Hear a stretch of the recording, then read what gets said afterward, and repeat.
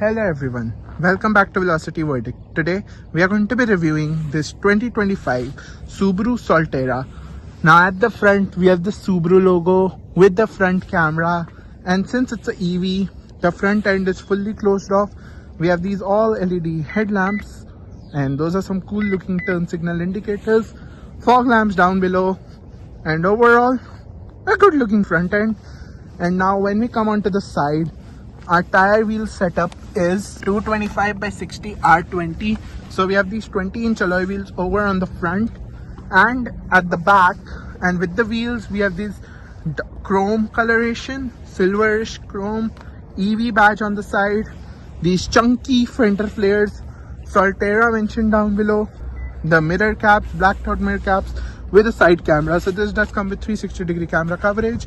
Overall, that's a good looking side profile and has a good contrast with the blacked out mirror caps and the white paint. We do even have a puddle light with it, blind spot monitoring with the mirrors.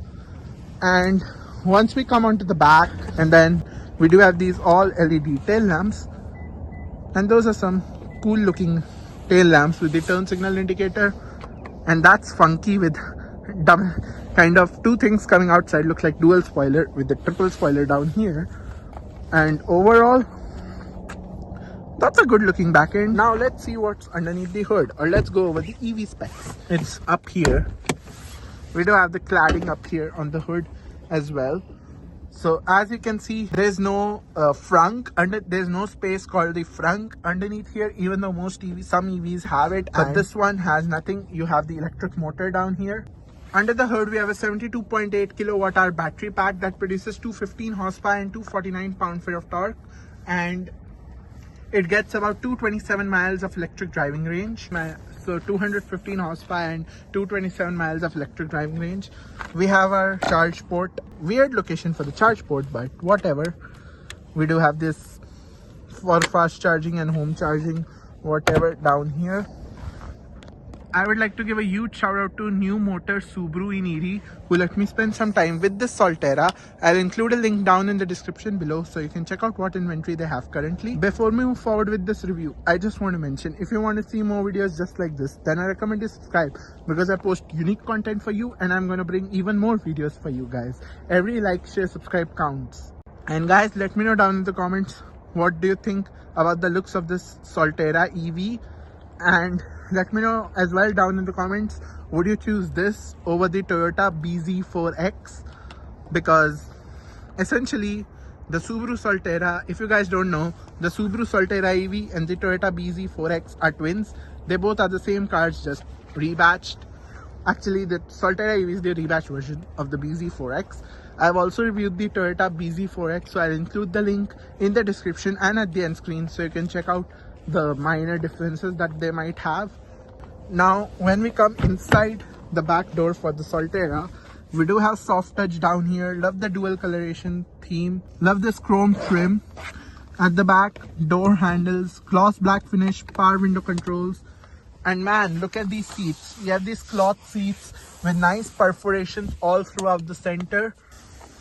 Once I come back in here, for reference, I am 5'8". I have a good amount of knee room, and for the headroom, yeah, decent enough headroom, so my head doesn't touch.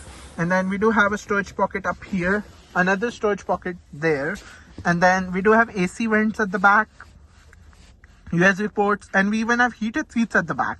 Since it's the top of the line variant limited, you do have heated seats with this as well, and armrest. We have cup holders down here, storage space, nice trim on the armrest. And now let's see what's up front. Now, there's a lot of Toyota stuff up front. So when I come in the front door, we do have soft touch down here, the same dual coloration scheme, nice trim, gloss black finish, door handles. We have memory seats with this, and we have our power window controls, lock and unlock function, child lock, automatic folding mirrors and adjustment for mirrors, gloss black segment, Harman Kardon speakers down there. And with these seats, we have these leather seats that are perforated all down the center. We have power adjustable seats, and we do have height adjustment with our seats as well, with lumbar support. So that's always a plus. Coming inside, see a Toyota push start stop button because it's the rebadged version of the BZ4X. Lamps, we have physical stock for headlamps indicators, and we have physical stocks for wipers. And then we have the Toyota Squircle, the same steering wheel that you have in the BZ4X and same steering wheel that you have the Prius. But you have the Subaru logo over here. You have a bunch of practical controls like for a voice command, mute button, controls for center stack, infotainment system, and all of our adaptive cruise control, lane centering, stuff like that. And then we again have the Prius BZ4X instrument cluster that's fully digital, and unless I zoom in, it kind of, the camera doesn't pick it, but you have a fully digital gauge cluster. It has about 38% battery, so it can be 90, it can drive 91 miles still on this. So we have paddle shifters with this, negative and positive. So we do have paddle shifters with this, a camera, and as you can see, a same Toyota UI infotainment system. So yeah, that's quite to be expected since it's the rebadged version for the BZ4X. So you do have all of this. Then we do have touch capacitive controls a lot. Like we do have a heated steering wheel in the screen, and then we do have heated seats for the driver as well as the passenger. And then we have a bunch of practical controls. We do have an electronic parking brake, one pedal drive, auto hold, and then we have a drive mode select, and then we do have X mode. So this is where the Subaru Solterra has an advantage. This also has its X mode drive, which is for the snow. So for deep snow, and you can change between snow and mud, snow dirt, deep snow mud, and then you have a drive mode select. So you have eco, normal, power. Yeah, this is the shifter. I'm going to show you how fancy it is. So you push for neutral, you rotate the swerve for reverse, you rotate here for drive, press for park. Yeah, fancy shifter down there. Nice gloss black segment, but normal AC vents. And then you push this, and then you do have some like, yeah, you do have a wireless phone charger down here, USB port, and then you do have dual cup holders down here. And then for a center console, we have a good amount of storage space in a center console. Nice trim. Yeah, you can see nothing down here. Doesn't look like there's a glove box in here. Storage space down there. A regular mirror. No sunroof or anything with this one. But we do have sunscreen shades, mirror, light, quite basic.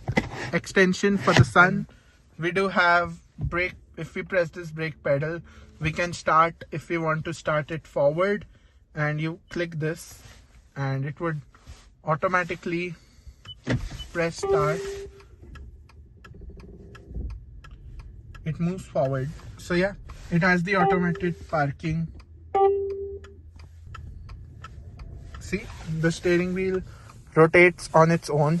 Now if I disengage it, but it has advanced park feature with it. So if I can do like,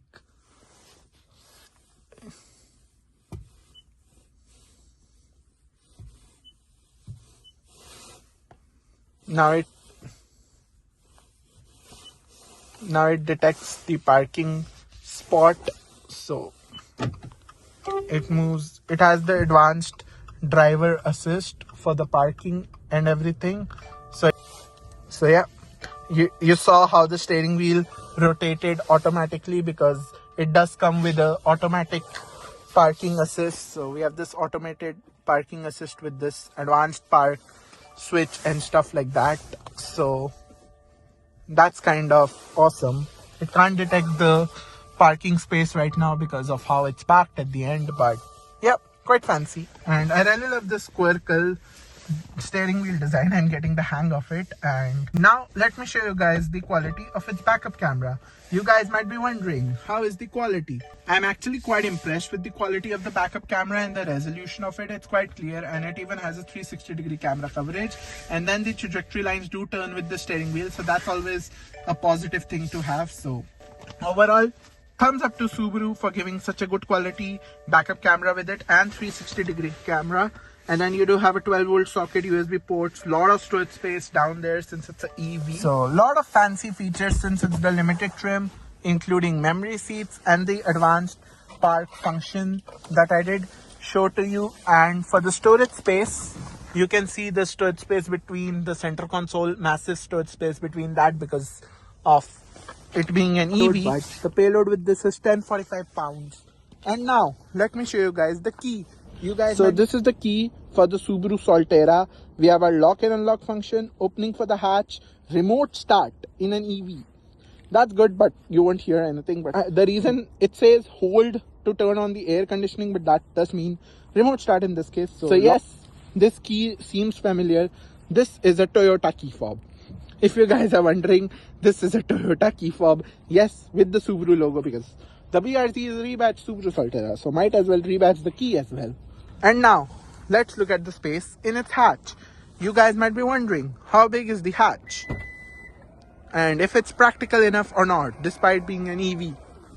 So we do have this storage mats from the factory. If I lift this up, we do have some storage space down there, but overall, yep, thumbs up to Subaru and Toyota for giving such a practical amount of cargo space in the hatch. We do have a decent amount of cargo space in the hatch. Once you're all done, just press this and it's manual for the hatch, and that is sporty with the spoiler and those two things. We do have a shark fin antenna with it as well, roof rails, but no sunroof or anything. And now let's look at its window sticker. You guys might be wondering, how much does this cost?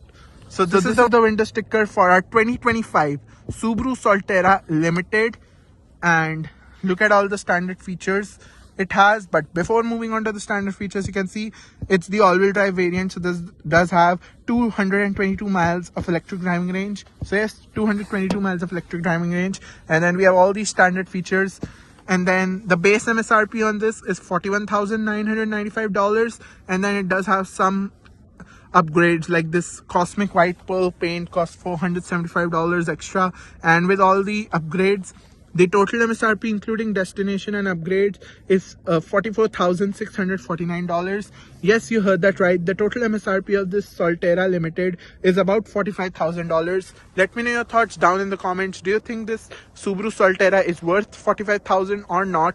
I would say one thing. I do like the styling of this, the features, and how they have made the interior. I know some people do, and some people don't like this gauge cluster setup because the steering wheel covers it. But the only negative thing I can feel in this is the missing frunk and no glove box. And I did cover these two negative points on the Toyota BZ4X as well that I reviewed. So yes, this is the same car, but it does have blind spot monitoring with the mirrors, and then it does have symmetrical all-wheel drive standard. The BZ4X, you can get it in front wheel drive as well. So yeah, it does have some advantage and the X mode over the BZ4X. But you do know that since it's an EV, no frunk and no glove box, I'm kind of confused why that is. $45,000. Let me know your thoughts down in the comments. Do you think this is worth $45,000 or not? So that's it for my review on the Subaru Solterra Limited. If you guys enjoyed this video, hit that like button, hit that subscribe button, and share it with as many people as possible. And I'm going to see you guys in my next video. Thank you so much for watching.